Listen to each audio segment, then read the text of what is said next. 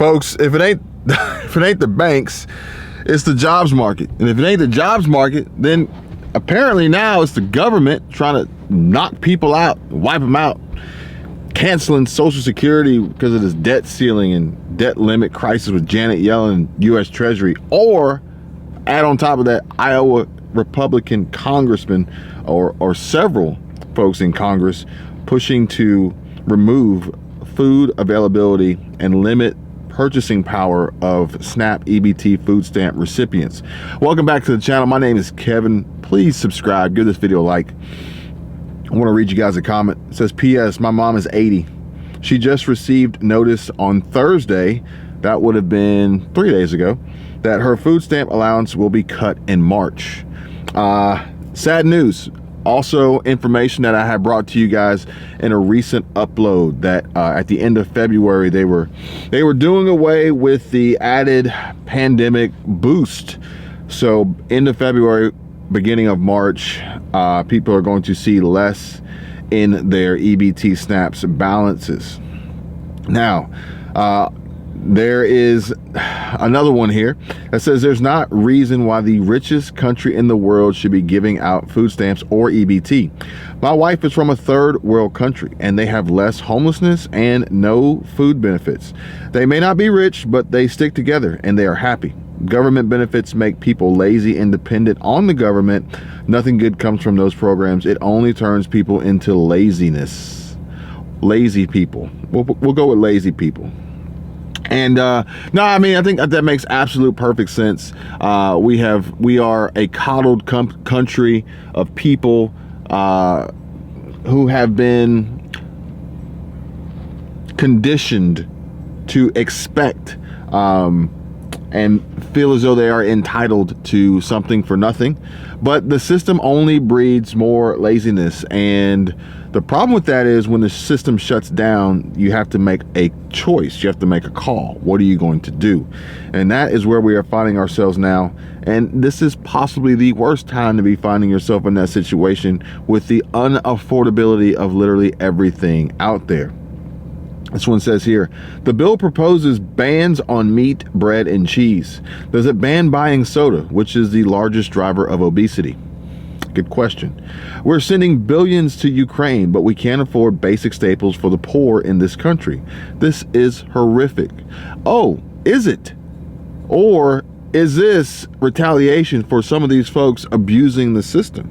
Here, check this out. We got like $2 on here.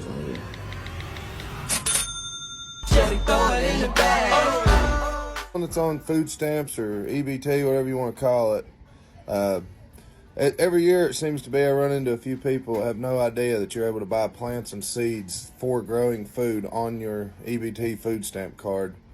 I just figured I'd spread this information a little bit more in case you didn't know. Do I get food stamps since I have 2 kids? The answer is no.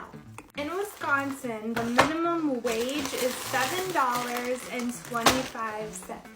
Also, we have a 2-parent, 2-income household, so there's no way. It would be nice to have a full fridge of food.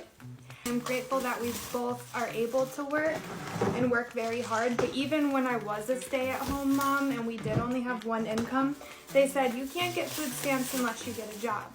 Well, I got a job and now we make too much money, so. I think that money should be for people who really, really, really desperately need it, especially in Wisconsin, because our minimum wage is $7.25. Like, you can't even get 2 gallons of gas or 2 gallons of milk for 1 hour of work. That's just the world we live in. I get an iced coffee, but can you fill it with so much ice that there's only a tablespoon of actual coffee in there? Okay, the standard. That'll be $11.99. Cash or card? Actually, I'm gonna be using my EBT card. Ooh, we actually don't accept EBT cards. That's only for groceries and other necessities. Why don't you just give it a go? I mean, I just told you it's not gonna work. Oh, it went through. I thought it only worked for groceries. That's true, but if the Starbucks is located in a store like Target, then it works perfectly fine. I'm in Iowa. Although I don't need SNAP families and children will suffer. Meat and cheese and bread provide vitamins that growing kids need. Well, you're going to have to provide them on your own because the government is cutting them out, and you're going to have to figure out a new way to afford to purchase these items, or go without, or perhaps maybe start consuming more foods of lower nutritional value.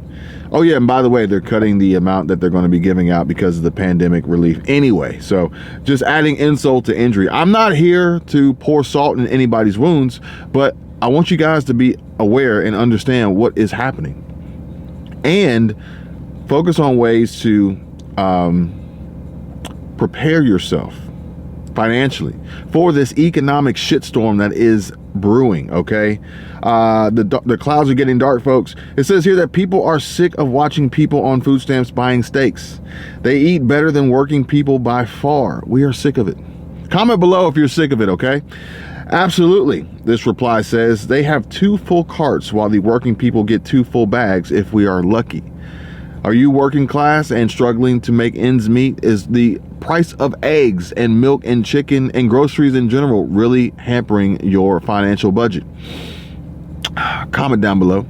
So you mad at what the American people are buying in these shopping carts? So people coming over the border, Ukraine and Afghanistan families living here now will be shopping with food stamps with your tax dollars.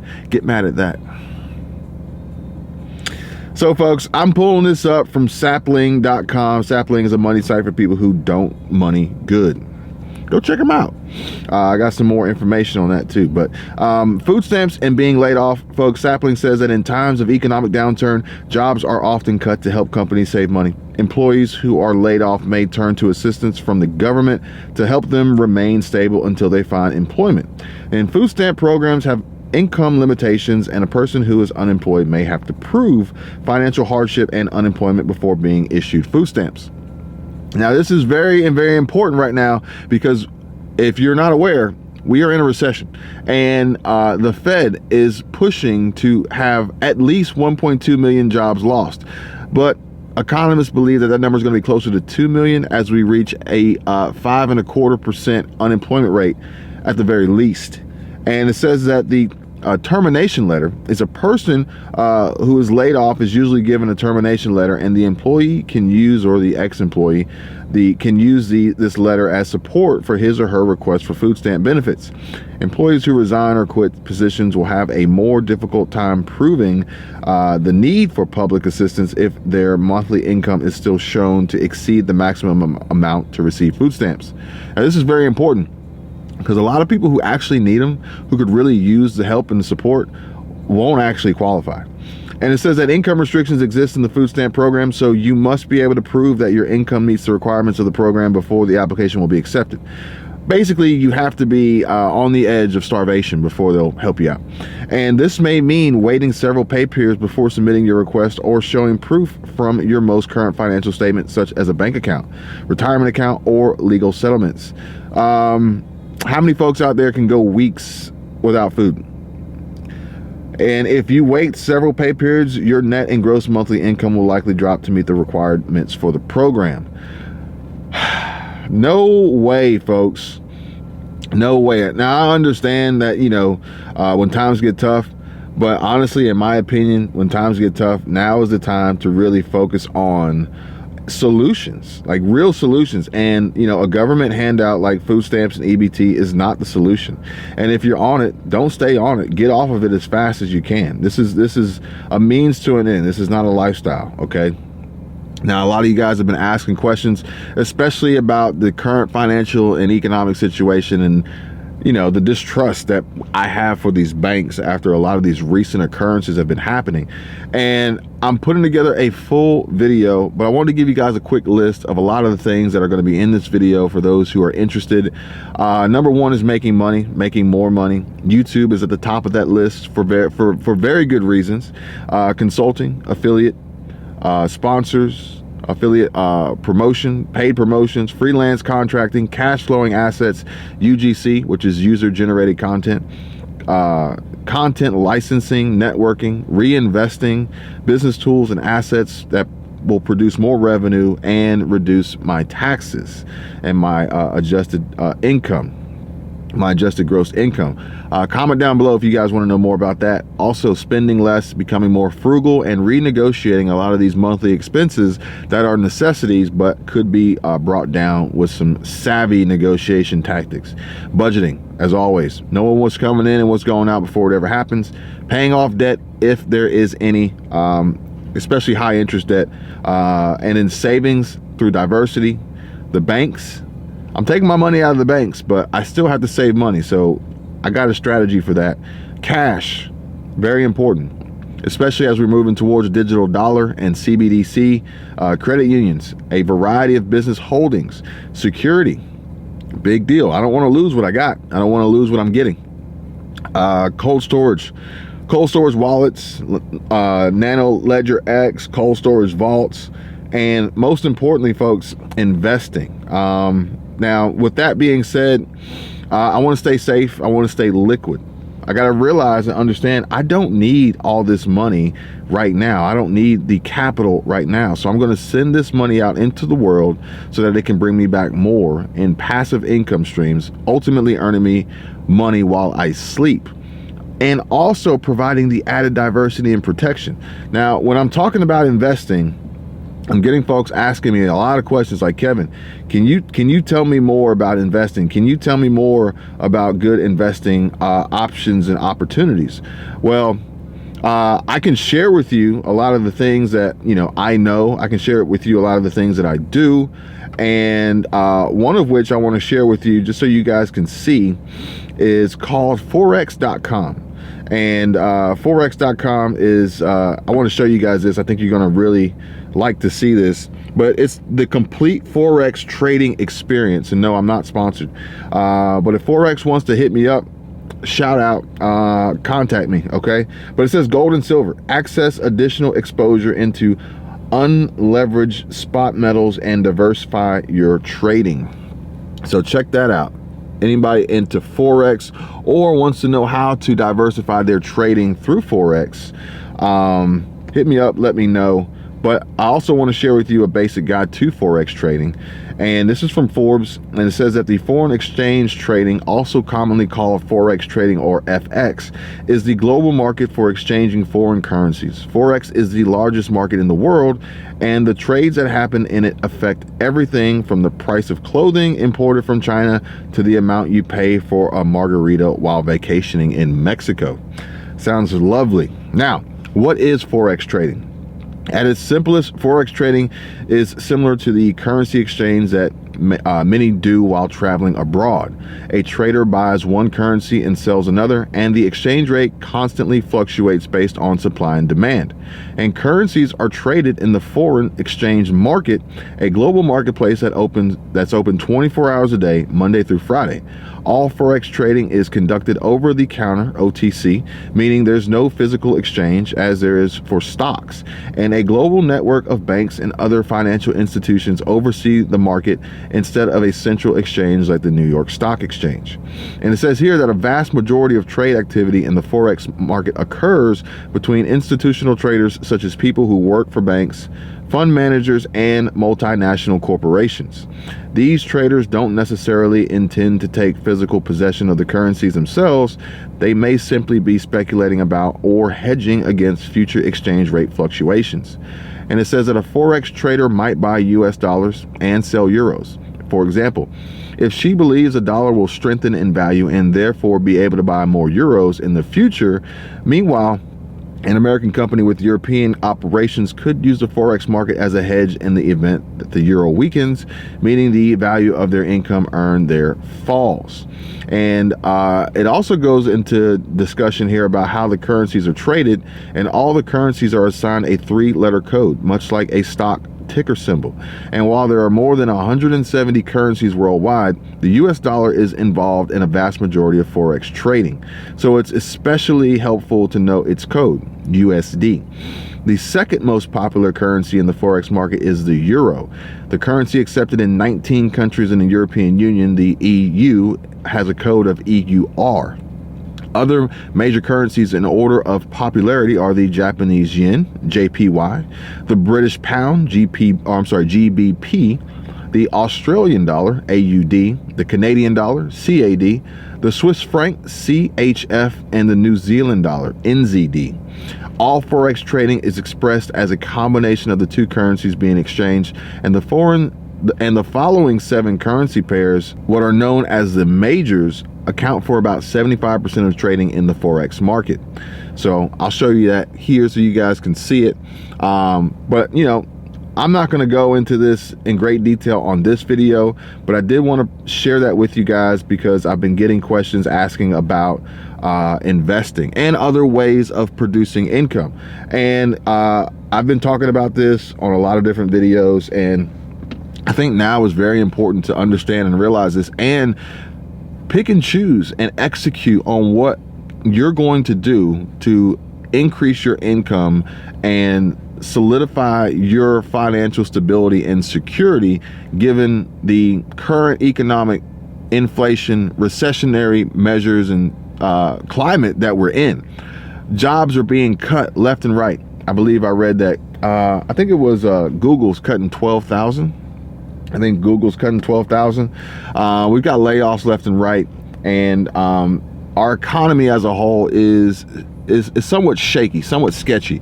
But if you've been watching my channel for a while now, you know that this was the case, and you knew that this was coming because I've been telling you guys about this since last summer, actually probably last spring.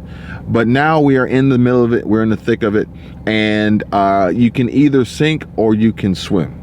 I myself, I'm choosing to swim, and I'm going to swim to higher, drier ground. We've talked about the floodwaters of inflation, ultimately swallowing up those at the lowest points, lower in the income brackets, lower in the socioeconomic status, lower middle class and lower income working class poor, who don't have much of a leg to stand on.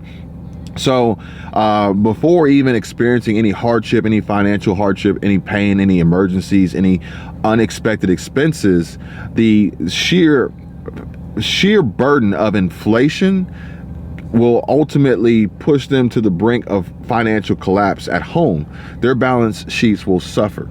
More than likely not having any assets, very, very few savings, no investments to fall back on, and no income stream outside of their primary income, which if they possibly saw termination and layoffs and job loss, they would be completely just screwed financially. Just, you know, this whole theory and thought of leaning on the government and perhaps maybe applying for food stamps and SNAP and EBT, they wouldn't make it. They wouldn't survive. They would more than likely be out on the street. They would miss their rent. They would get foreclosed on. They would be evicted. And by then, now it's going to be an intense struggle to try to combat that and dig yourself out of that hole. So what I want you guys to focus on now is avoiding falling into that hole so you don't have to dig yourself out. Now, there's a variety of ways that we can make this happen. It's all going to be dependent upon your particular situation, but it still comes back to the 5 basic principles, which is number 1, earn more money. I'm not just saying go out and earn more money, but what I am saying is continuously try to earn more money. And if you want to know ways in which and how you can accomplish this simply and easily, feel free to reach out and hit me up. Watch my other videos, links in the description. My personal favorite is YouTube content creation in general.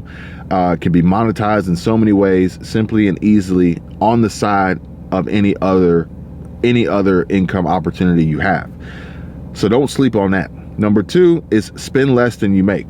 Even now, before you make more money, try to spend less than you make. I know it's easier said than done with all these prices going up. Folks, it's like $30 to buy 1 egg at the grocery store. I know I'm exaggerating, but it feels like that sometimes because it's so expensive. But spend less than you make. That way, you'll get in the habit.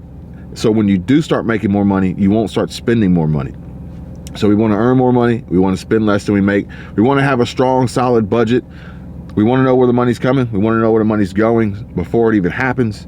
And we want to make sure we're eliminating and we're not carrying high interest revolving credit card debt that's going to eat away at our money that we have coming in, that we're trying to pull in through these various income stream and income sources, while moving on to step 5, which is savings and investing. Now, obviously the savings portion is going to be real important as far as how we save in the most secure method, because we don't want to have a situation occur where Bank of America or Wells Fargo goes in and tries to steal our money. We don't want that to happen.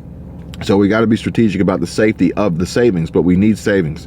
We got to have savings. Even Dave Ramsey says the first baby step is having that safety, security, savings for an emergency. Then we want to invest, okay? We want to invest so that our money can bring us back more money, okay?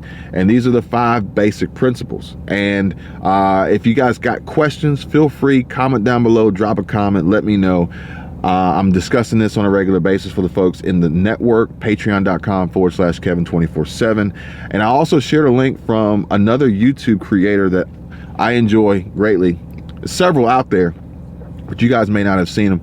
And Joshua Mayo has put up some tremendous information on side hustles and side hustle opportunities for people out there looking for ways of generating more income to weather this inflationary recession and prepare themselves to be in a position to earn more, save more, and invest more. Great link. Check it out. It's free. You don't have to sign up. It's free. I just put it there for everybody to have because I think it's a very useful tool. And I want to say thank you to Joshua Mayo for making that, as well as Jordan Welch. Jordan Welch makes some excellent content on teaching people how to make money on the side. And these side hustle opportunities can grow into some big, serious opportunities that are scalable. He himself created a Shopify store where he sold it for, I want to say, hundreds of thousands, if not over $1 million. I don't think he hasn't disclosed it. I don't think he can disclose it because of the agreement that he signed with the purchaser of the Shopify store for a sleep aid product that he created. Very genius, very smart young man. And folks, please pay attention. Please take action. Please go out there and get that money. Please don't let this inflation and this recession and these high interest rates and the Fed and global conflict and the current administration and Social Security and the debt ceiling and everything, the debt limit, all these things, don't let those things, don't let any of that force you and your family into a financial situation, backed into a corner between a rock and a hard place, painted into this corner with no options and no way out besides hoping, begging, praying, pleading for the government to come help you, which they won't. And only to realize that, you know, man, I wish I would have did something sooner. I wish I would have did more. I wish I would have did what was hard when it was easy, because if you get to that point, then it becomes increasingly, exponentially more difficult to actually dig out of that hole, okay? Please, if it's not with me, if it's with someone else, I don't care. I just want you guys to be aware of what's trending, what's in the news, what's coming down the pipe. Every headline that I read is either inflation, recession, job loss, job cuts, companies going bankrupt, inflation, interest rates going up, housing market crash. It's an overwhelming amount of suffering in the form of a financial hardship for many families, many low-income, fixed-income families, hardworking, working-class, poor, middle-class families that the Fed has helped in this situation to wipe out. They need a push. They need a guidance in the direction of finding a solution rather than just continuously working, running around in circles, chasing your tail, getting nowhere. We got to grow. We have to grow. We have to do better. We have to improve our financial situation. We have to make more money. We have to save. We have to invest. We have to be more smart and more frugal. Honestly, in my opinion, inflation would subside faster and easier. We would get out of this unaffordable life cycle that we're in. Housing is unaffordable. Even mobile homes have become unaffordable, and investors like BlackRock are coming in and buying up the land. So those are about to go away altogether, completely altogether. And they're going to be replaced with expensive high-rise condos, because folks, they're going to start building up because they'll get more bang for their buck, be able to put more butts in the seats that way, and charge people more money. But at the end of the day, we have to get ourselves into the mindset of doing that. And if we ourselves became more financially responsible and invested and saved and built businesses and conducted business and and executed on less wasteful spending ourselves, that would create the demand destruction within the economy as a whole, starting from the raw material supplier all the way to the store or whatever company that you would end up buying the end product from for the end user, to help bring prices down. Because right now, those folks are making money hand over fist. The consumers are the ones struggling. Now, granted, there are some businesses out there that are feeling the pain, but even they are utilizing the tools and resources available to them through credit and bankruptcy protection. We can talk about that in another video, which is why, folks, everybody needs to have their own business. Trust me, everybody needs to have their own business. And it's simple and easy to start. If you guys want to know, just let me know. But some of these businesses are feeling the pain because a lot of the consumers are feeling the pain. But at the end of the day, there's going to be way more businesses that succeed and thrive through this than there are going to be of the consumers and the workers and the employees that are going to suffer the wrath of the economic collapse that is coming. Please take this as motivation, encouragement, and me just being honest with you guys, friend to friend, family to family, as a network, as a community. If you want to know more, just let me know. I will continue to bring you guys updates on these, as well as helpful tips and information and opportunities that exist out there. Until next time, you guys take care, be safe. Bye.